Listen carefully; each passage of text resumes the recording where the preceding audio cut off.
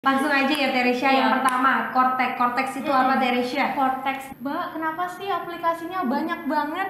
Jadi kita bisa masuk satu aplikasi untuk mengurus segalanya. Bener, ya? Kak, ini segalanya semuanya di situ. Jadi sebenarnya Probis registrasi ini apa aja? Kita sebutnya 3C, 3C. 3C apa tuh? Klik, Call, counter. counter. Iya, betul. Semua orang yang punya NIK adalah wajib pajak, bukan? Bukan, tidak seperti itu.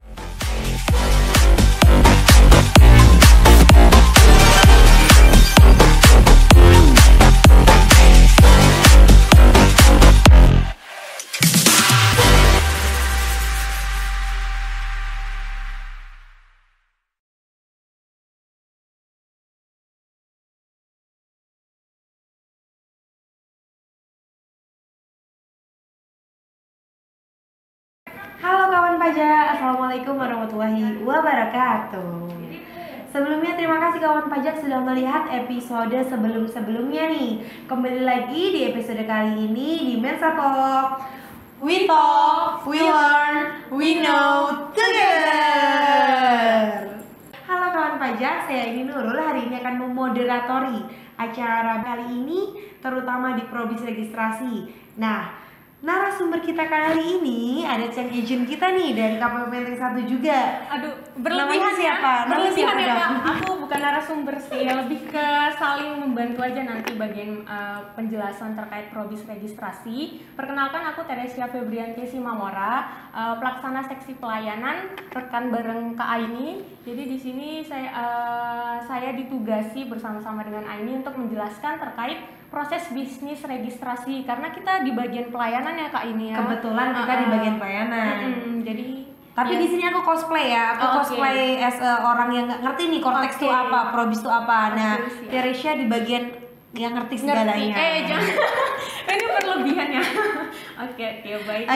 Langsung aja ya Teresya. Yang pertama, Cortex itu apa Teresya? Cortex. Jadi ini Cortex sebutan lain dari pembaruan sistem inti administrasi perpajakan Kak ini.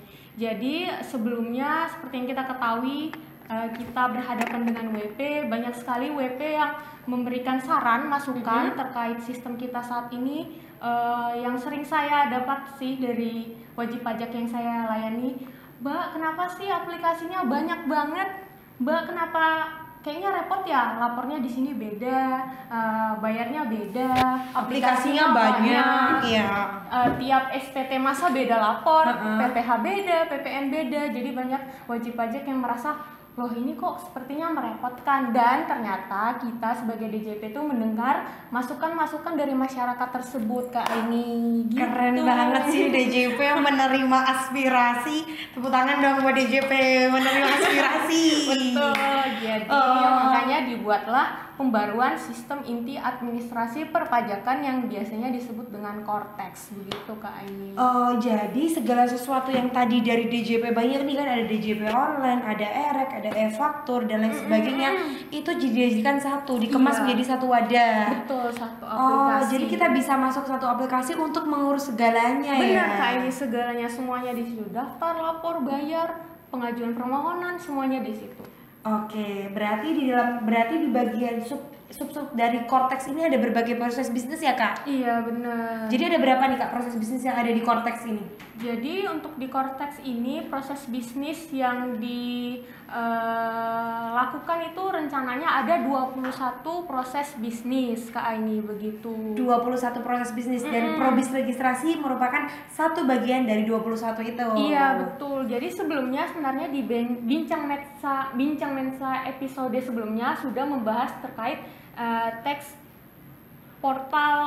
payer account management TAM di episode 3. Mungkin nanti kawan pajak yang penasaran dengan Probis tersebut bisa scroll, ada di tengah sih Kak ini. Oh iya, untuk TAM episode 3 ya. Itu juga merupakan satu Probis registrasi Probis dari Cortex ya. Tapi Kak, ternyata nggak di Instagram aja nih. Kita untuk Probis Cortex, pengenalan Probis Cortex, ternyata di YouTube kita juga punya. Iya sih, di YouTube juga ada. Jadi nanti kawan pajak bisa juga lihat di kanal YouTube kami di KPP Pratama Jakarta Menteng 1. Di situ ada. Oke, langsung masuk lagi ke Probis registrasi nih Kak. Jadi sebenarnya Probis registrasi ini apa aja? Jadi Probis registrasi ini sebelumnya Kak ini kan ini probis registrasi adalah hal dasar dari kita menjadi wajib pajak karena kita mendaftarkan diri. Oh Gitu kan. iya, dari daftar nih, probis registrasi daftar. Kemudian Jadi kewajiban wajib pajak itu kan ada 4, ada daftar, menghitung, hitung, bayar, lalu lapor. lapor. 4 ya, 4 poin penting nih. 4 poin Daftar, hitung, bayar, lapor. Nah. Habis daftar dihitung dulu tuh, habis dihitung dulu dibayar tuh, Iya. habis dibayar dilaporin deh. Iya, itu Easy kewajiban ya, utama. easy banget. Benar. Dan Terus? yang kita bahas itu terkait pendaftaran. Poin pertama berarti poin pentingnya yaitu Iya, daftar. daftar. Oke. Nah, jadi di daftar saat ini nih sebelum Cortex, pendaftaran itu terbatas hanya di kita sebutnya 3C, 3C. 3C apa tuh? Klik, call, counter. Iya, betul. Oh, oke. Jadi pendaftaran saat ini cuma 3C. Iya, saat ini cuma 3C Klik, aja. call, counter. Counter. Counter apa nih? Jadi kayak ini kalau mau dijelasin, klik call counter itu kita bisa aksesnya di laman pajak.go.id. Iya, Klik. pajak. Klik. Lalu kita call kring pajak 1.500-200. Oke, krim pajak 1500200. Halo. Passwordnya apa? Lalu yang selanjutnya counter itu bisa melalui pos atau ke KPP lalu ke KP2KP. Itu counter, loket TPT counter maksudnya, tuh Kak. loket TPT. Itu untuk saat ini ya, Iya, Kak? saat Jadi ini hanya terbatas 3 terbatas ya? banget, hanya 3 itu. Tapi sebenarnya dengan terbatas 3 itu kayaknya udah mengakomodir semua sih, Kak. Mulai dari klik itu kalau ada internet kan, Iya. semuanya klik. Kemudian call center kami di 1500200. Iya. Yang ketiga counter, datang ke loket. Nah, itu kan kalau misalnya orang nggak punya paketan nih, datang aja ke loket. Tapi Iya kalau sih. jauh gimana? Nah. Kalau jauh nggak punya paketan, nggak punya pulsa, kayak mana Nah, tuh? itu berabe kan ya, Nah, nggak bisa susah ngapa-ngapain. ya. Nah, makanya di Cortex ini nanti ditambahkan adanya saluran lain gitu. Oh, jadi ada penambahan saluran lain nih. Iya, betul. Saluran apa tuh? lain. Jadi Saluran tenggorokan? Nah, Itu makanan.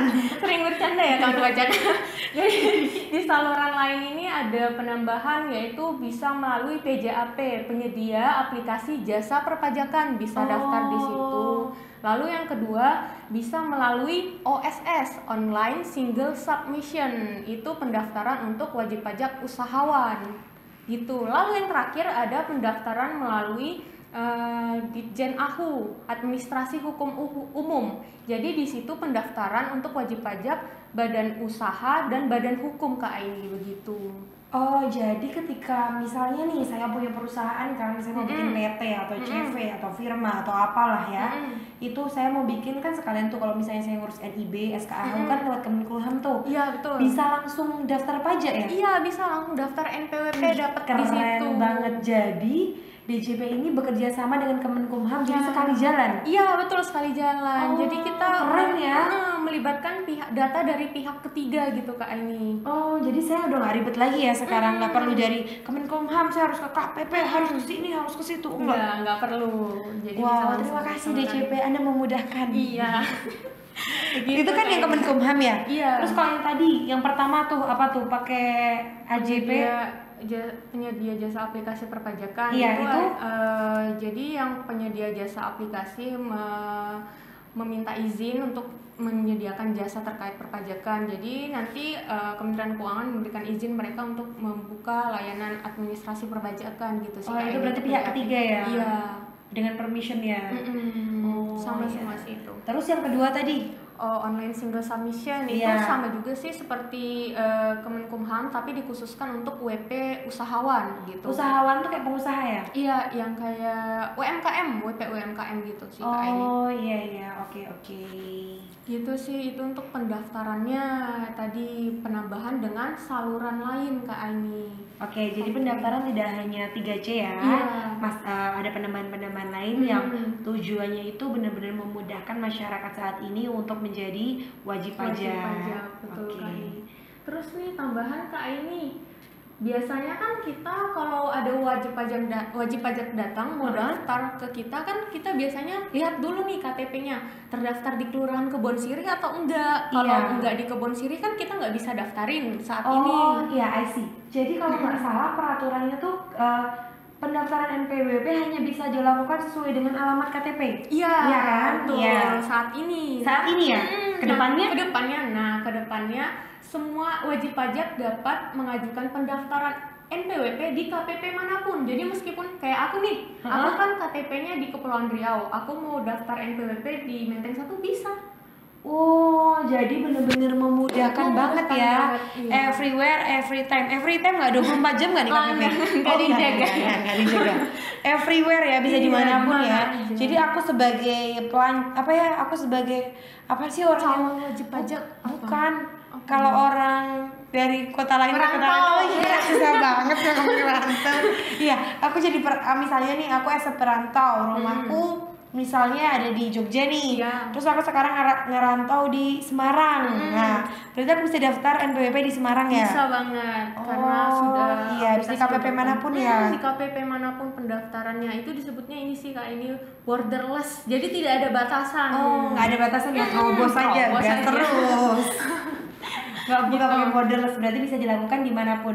Tapi Kak Teresya, untuk perihal borderless ini kan tadi kan Kak Teresya menjelaskan tentang pendaftaran ya.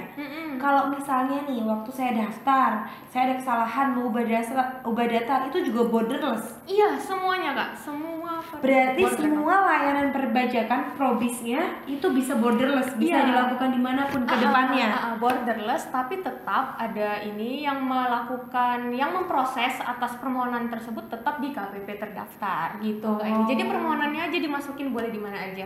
Oh, I see. Itu mempermudah ya. Oke. Itu pertama tadi pendaftaran. Selanjutnya apa nih, Kak? Oke, selanjutnya tadi udah pendaftaran wajib pajak. Kan pendaftaran Kak ini sebelumnya itu ada jenisnya ada 3 ya. Pendaftaran wajib pajak orang pribadi, terus pendaftaran badan usaha, sama Instansi pendaftaran pemerintah. instansi pemerintah. Tadi kan orang pribadi, kalau dia WNI, nah WNI nanti pendaftaran NPWP-nya itu by NIK nih Kak ini. Oh, jadi nomornya menggunakan nomor KTP. Iya, NIK ya, betul. nomor induk kependudukan. Betul, Iya. lewat NIK.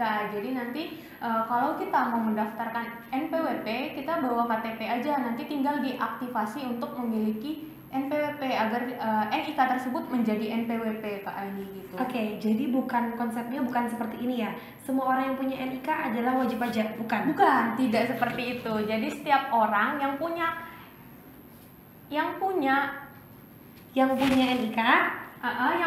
NIK nanti itu harus mengaktifasi dulu Iya. agar NIK tersebut bisa menjadi NPWP. Iya, betul. Oke. Jadi jangan salah sangka nih kawan pajak kalau misalnya aku nih udah 17 tahun punya KTP, punya NPWP dong. Tidak teman-teman. Karena NIK harus diaktifasi oleh kawan pajak sendiri. Betul, jadi harus ada permohonan terlebih dahulu begitu kawan pajak. Nah, WNA itu juga bisa Kak ini. Warga negara asing juga punya NPWP. Bisa, Tapi mereka nggak punya KTP. nah itu dia. Tapi mereka memiliki identitas paspor.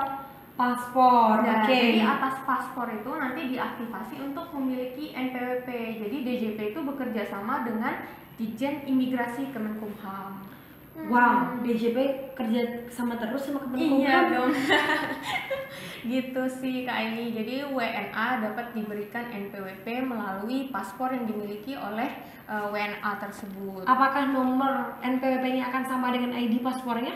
Tidak sama Kak ini karena kan Nggak sama. paspor itu hanya berapa digit ya? Iya, berapa digit aja. Sedangkan kalau NPWP 16 digit 16 ya. digit begitu Oke. Kak ini. Oke, selanjutnya tadi udah WNA. Nah, istri yang memilih untuk melakukan kewajiban perpajakan Secara terpisah, dengan pisah suami. harta atau memilih terpisah ya? Iya, itu juga bisa dilakukan. Nanti akan ada penambahan data unit keluarga kalau tidak salah ya Kak ini saya Iya. hafalnya DUK gitu. Iya. Data unit keluarga nanti bisa ditambahkan di situ. Jadi status kawin itu tetap melekat di suami. Oke, menikah itu hanya kepemilikan suami. Iya betul. Nanti untuk si istri statusnya menjadi TK0. Tidak kawin. Tidak kawin hanya dalam Di NPWP ya, Iya. bukan. Ibu-ibu di luar sana jangan ngaku tiba-tiba tidak kawin ya. Anda sudah menikah. Karena NPWP-nya Karena bisa. NPWP-nya TK jadi tidak kawin, saya tidak kawin. Jadi kawin lagi nggak boleh gitu ya. Iya, Kayak nggak gitu boleh. konsepnya ya Kak ini. Nah, gitu sih Kak. Ini itu tadi untuk yang orang pribadi. Kalau untuk badan tadi kan udah dijelaskan sekilas ya, bisa lewat OSS, PJAP atau lewat AHU Kemenkumham itu udah. Kalau instansi pemerintah nih? Nah, instansi pemerintah itu bisa melalui itu sih yang 3C atau saluran lain sama saja nanti kode satkernya diverifikasi melalui data dari Ditjen Perbendaharaan gitu Kak. Ini kode DJPB ya? Iya, DJPB. Begitu. Itu untuk pendaftarannya ya Kak Aini. Nah, pendaftaran wajib pajak sudah selesai. Langkah selanjutnya adalah aktivasi akun wajib pajak Kak Aini. Oh, jadi udah daftar harus diaktifkan ya? Iya. Belum tentu kalau daftar langsung aktif, bukan? Udah, bukan. Oke. Jadi aktivasi akun wajib pajak. Iya, Jadi gimana nih? aktivasi akun wajib pajak itu nanti aplikasinya disebutnya, kalau sekarang kan kita sebutnya DJP online, Iya, DJP online. Kalau nanti kedepannya di Cortex sebutannya adalah TP Portal. TP Portal. Jadi TP tuh TP-nya apa tuh? Singkatan. apa itu? Expired ya sepertinya kalau tidak salah ya. TP Portal. Tiba-tiba ada ngeblank Kak Teresya. Gitu sih Kak ini. Jadi nanti harus aktivasi akun dulu di TP Portal. Nah, untuk aktivasi akun itu nanti kita akan dilakukan aktivasi terhadap email dan nomor wajib pajak. Oke, berarti nggak bisa pakai email yang ini ya, email Bodong, gitu. nggak bisa Email karena bodong atau nomor bodong ya. Karena kode OTP-nya dikirim ke email sama ke nomor HP gitu sih Kak. Oke, berarti aman banget ya itu untuk memitigasi dari kebocoran data juga ya. Jadi kita kan lewat beberapa ini ya, keamanan dari handphone, handphone, email kayak gitu dan sebagainya. Tadi kan itu kode OTP. Nanti setelah udah di kode OTP ada penggunaan juga face recognition. Itu face recognition untuk yang WNI. Oh iya. Kalau untuk WNA validasinya menggunakan foto aja. Foto aja. Kalau ini operasi. Kenapa ya jadi bahas itu? Kalau operasi muka face recognition-nya gimana? Kayaknya bentuknya masih sama sih kayaknya terdeteksi. Ini memang pembahasannya ya. Oke, lanjut Kak Aini. Nah, tadi kan Kak Aini bilang berarti itu harus diaktifasi akunnya. Jadi seharusnya sih diaktifasi saja karena bisa saja wajib pajak sudah mempunyai NPWP tidak melakukan aktivasi akun itu bisa saja. Cuma nanti jadi terbatas nih akses yang dimiliki, kan nggak bisa login ke aplikasi, tapi bisa digunakan si NPWP-nya. Oh, tetap bisa ya. Tapi nggak bisa. NPWP tetap bisa digunakan ya. Oke. Cuman terbatas aja nanti aksesnya gitu sih. Oke, selanjutnya apa nih Kak habis dari pendaftaran?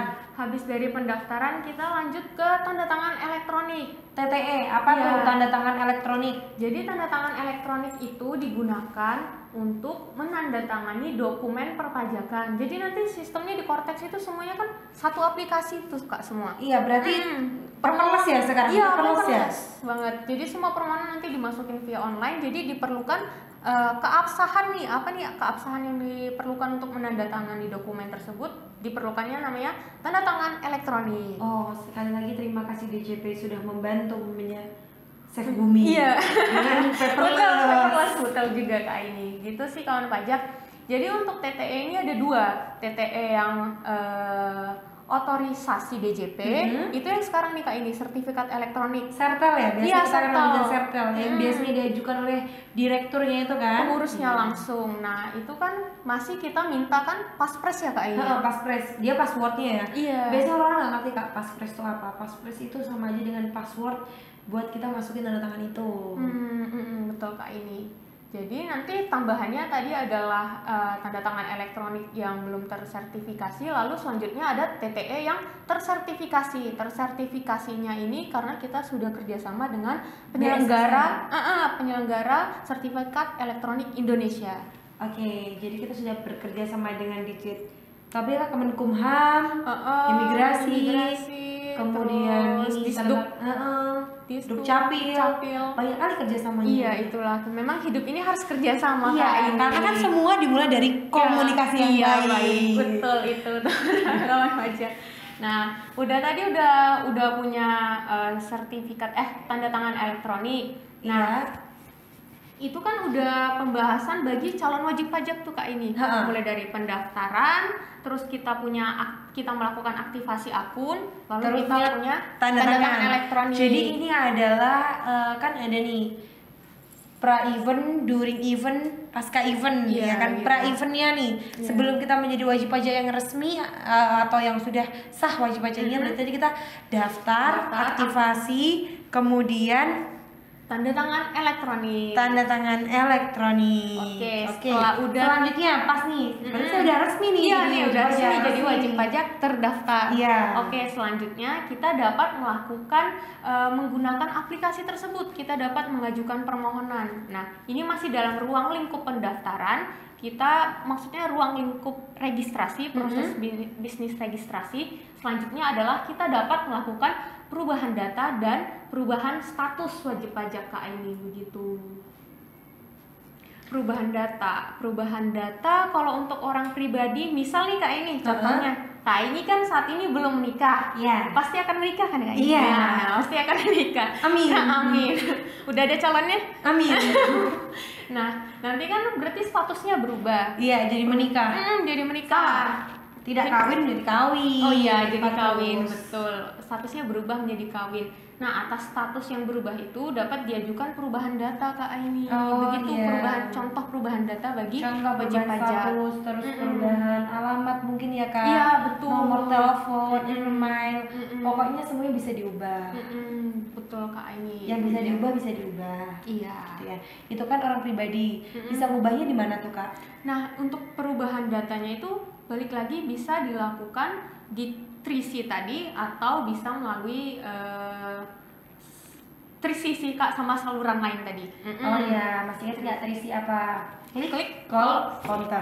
ya itu Kak ini bisa diubah. Itu tadi untuk perubahan data. Lalu untuk perubahan status, kalau perubahan status wajib pajak itu seperti yang kita ketahui Kak ini kalau saat ini ada aktif dan non efektif.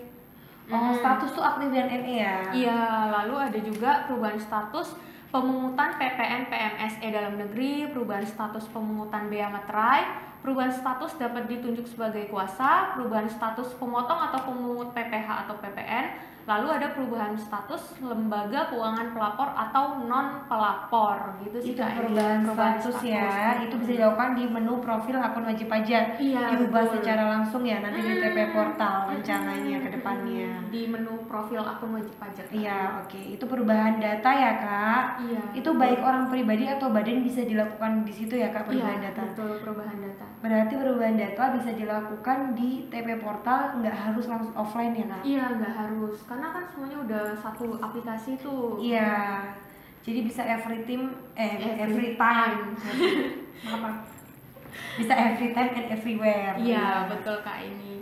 Kalau Oke. misalnya Bapak Ibu pagi kerja terus baru ingat perubahan datanya malam, ya bisa 24 jam, ya Iya, kan? betul bisa. Karena lewat aplikasi ya Kak. Hmm. Misalnya Bapak Ibu malamnya tidur, paginya baru kerja, nah bisa itu diubah data. Atau paginya tidur, malamnya kerja, bisa juga. Iya. Betul. Mau gabut buka-buka akun DJ akun Iya. ini ya, TP Portal. Iya, kan kalau malam tuh orang mau tidur kan suka kayak Iya. ngapain ya, gue belum bisa tidur nih. Iya. Daripada kalian ini Nonton scroll Shopee Iya, atau iya, mempertahankan api di TikTok. kita dong. Daripada mempertahankan api di TikTok, mending kalian scroll TP Portal. Iya. Aduh, profilku kayaknya kemarin aku baru nikah nih, belum Iya, ubah data atau apa gitu. Iya, betul Kak ini gitu sih. Lalu itu tadi untuk terkait perubahan data dan status. Selanjutnya kita dapat melakukan permohonan pemindahan wajib pajak nih Kak ini. Pindah. Pindah itu kenapa tuh Kak? Pindah tuh. Pindah. Misalkan contohnya ini Kak Aini. Iya. Saat ini kan KTP-nya di rumah orang tua nih kan Iya, ya. heeh. Lalu nanti ternyata menikah dan Punya rumah rumah Iya. sendiri sama suaminya. Iya. Terus nanti kan pindah KTP. Iya. Pindah KTP sudah pasti pindah administrasi perpajakannya, wilayah administrasi perpajakannya, maka perlu dilakukan pengajuan permohonan pindah nih Kak ini sesuai dengan KTP. Oke, jadi sebenarnya gini ya Kak, coba aku bantu rekap ya. Semua permohonan bisa dilakukan di mana saja, tapi kita cuma terdaftar di KPP administrasi sesuai dengan alamat KTP. Iya betul Kak. Iya. Begitu sih. Jadi pemindahan wajib pajak ini kalau untuk sekarang kan masa jatuh temponya 5 hari kerja setelah permohonan diterima. setelah ya. Setelah adalah setelah tuh berarti misalnya hari ini, berarti besok terhitung Iya, argonya hari Senin. terhitung argonya. Setelah dan sejak itu berbeda ya. Berbeda, Iya, betul Kak. oke. Tapi setelah Cortex ini nanti pemindahan itu jatuh temponya 5 hari kerja sejak permohonan diterima. Oh berarti hemat sehari. Iya, hemat sehari bagi wajib pajak untuk Iya. menunggunya. Jadi memang benar-benar memudahkan sih bagi wajib pajak. Jadi untuk permohonan pindah ini juga bisa dilakukan borderless tadi Kak Aini. Borderless bisa Iya, dilakukan dimanapun, dimanapun. tapi yang akan memproses adalah KPP administrasinya ya Iya, Kak? betul. Oke, iya Betul. jadi ini benar-benar menurut aku benar-benar mempermudah wajib pajak sih Benar. Kak. Apalagi aku misalnya kan aku di TPT nih, sering banget orang-orang kayak Mbak saya tuh kerja di Jakarta, KTP saya di Pemalang, terus tapi saya udah pindah rumah sekarang ke Tangerang, tapi saya ngekos di Jakarta. Saya mau ke Pemalang jauh, mau ke Tangerang saya juga jam kerja Mbak, jadi gimana nih? Nah ini dia solusi dari teman kawan pajak semua, borderless. Bisa diajukan di mana aja. Jadi nggak ada nih istilah kan kita kan harus memastikan bahwa data yang ada pada sistem perpajakan itu sesuai dengan kondisi real dari wajib pajak tersebut. Jadi nanti nggak ada alasan dari wajib pajak, saya nggak tahu, saya kejauhan, nggak deh tuh, nggak boleh alasan seperti itu, nggak boleh. No, big no sekali karena udah borderless, udah bisa di KPP manapun, bisa melalui online, jadi tidak ada alasan, tidak ada pengecualian. Oke, itu berarti tadi kan udah pendaftaran perubahan data kan Kak? Apalagi nih Kak? Pemindahan. Udah. Lalu Terus selanjutnya pengukuhan PKP nih Kak Aini. pengukuhan PKP. Haus Kak, boleh nggak minum? Boleh. Kayaknya juga boleh nggak sih? Haus Kita banget. kebanyakan ketawa Iya, nggak sih? Nih teman-teman, reformasi perpajakan dukung kami. Minum dulu ya teman-teman, kawan pajak. Kak ini bukanya gimana ya? Kok aku oh gini udah. Grogi Kak ini. Grogi. Oke, nanti aja minumnya biar nggak grogi. Nanti aku kesedak pula ya. Oke. Next selanjutnya adalah pengukuhan PKP. Pengukuhan PKP. Apa nih PKP? Jadi pengukuhan PKP biasanya kan kalau yang kita ketahui pengukuhan PKP diajukan secara langsung atau melalui pos, lalu hanya di KPP terdaftar. Kalau sekarang pengajuan Benar, tapi Kak, tidak semua kawan pajak tahu nih PKP itu apa. Iya.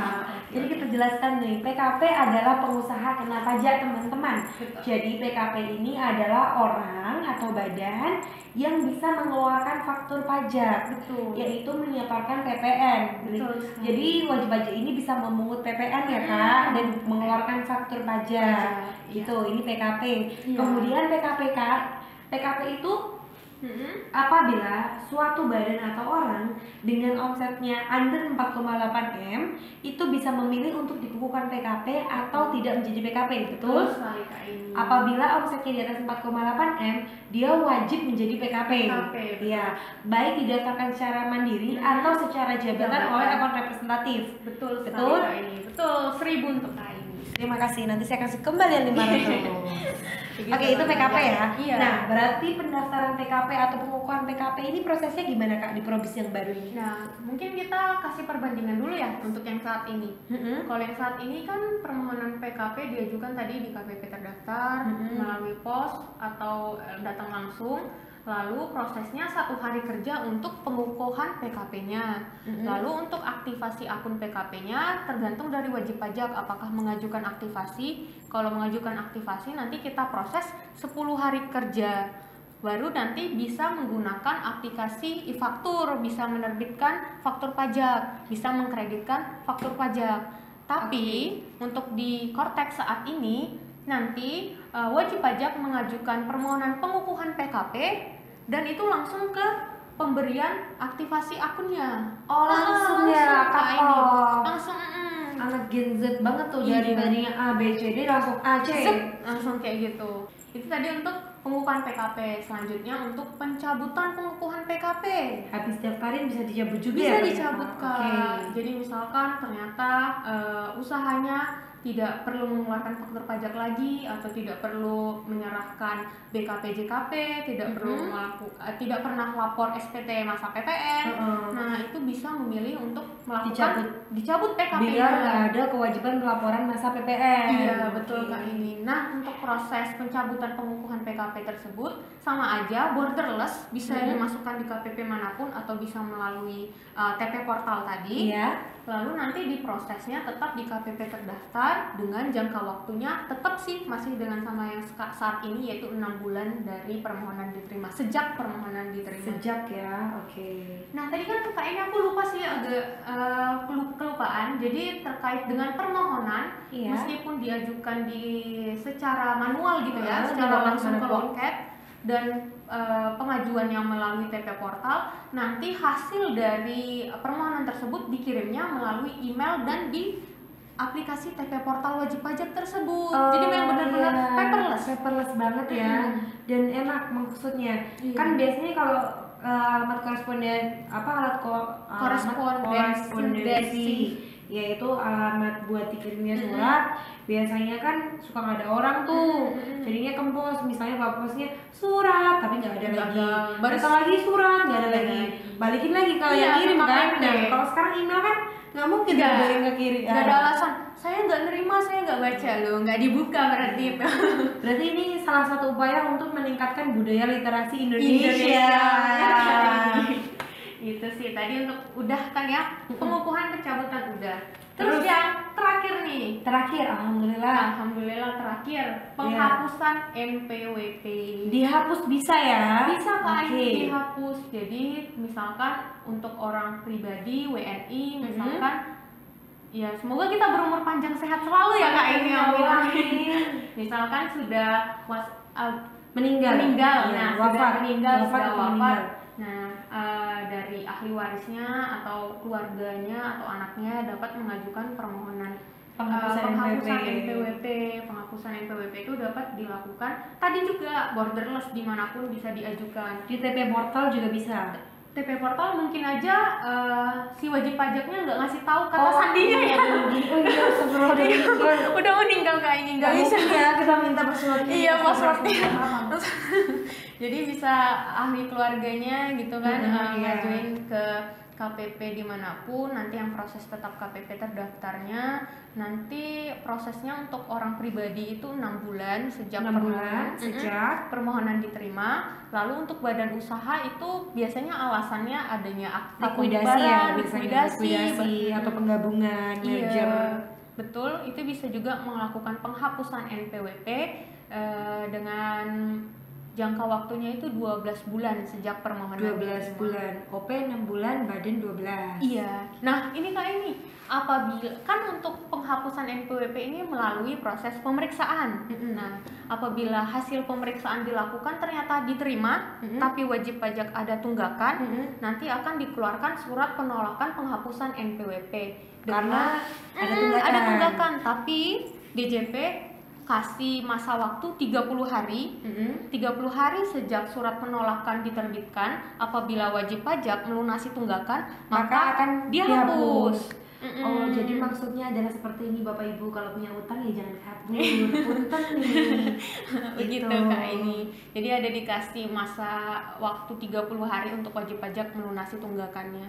Kalau seandainya nggak dilunasi, maka permohonan tersebut tidak bisa diterima, ditolak permohonannya. Jadi masih aktif nih status wajib pajaknya. Masih punya kewajiban untuk pelaporan ya. Betul Kak ini. Itu sih sudah semua terkait proses bisnis registrasi. Ya, coba nanti aku bantu rangkum ya. Itu ada pendaftaran, aktivasi, TTE, ubah, pindah, pengukuhan PKP, pencabutan, penghapusan ya. Jadi selain kita daftar, aktif, kalau nggak pakai lagi kita penghapusan. Tadi juga bisa mengekan ya, menonefektifkan. Jadi kita tidak punya kewajiban untuk melaporkan, tapi kalau misalnya kita mau pakai lagi bisa diaktifin. Sebenarnya banyak hal yang mudah ya. Kalau kita lihat dan kita tahu tuh sebenarnya banyak yang mempermudah. Sebenarnya pajak tidak begitu menakutkan ya Kak. Tidak Kak ini. Kita benar-benar memfasilitasi wajib pajak untuk memenuhi kewajiban perpajakannya. Kita seperti ini aplikasi semakin mudah untuk wajib pajak bisa akses. Mudah banget ya, bahkan mereka juga ini menerima aspirasi dari masyarakat kawan pajak semua. Yang tadi ada merasa kesulitan benar-benar diterima masukan Oke, tersebut. baiklah kawan pajak, cukup sekian untuk episode kali ini. Sampai bertemu di episode-episode selanjutnya bersama kami di Mensa Talk. We talk, we learn, we know together.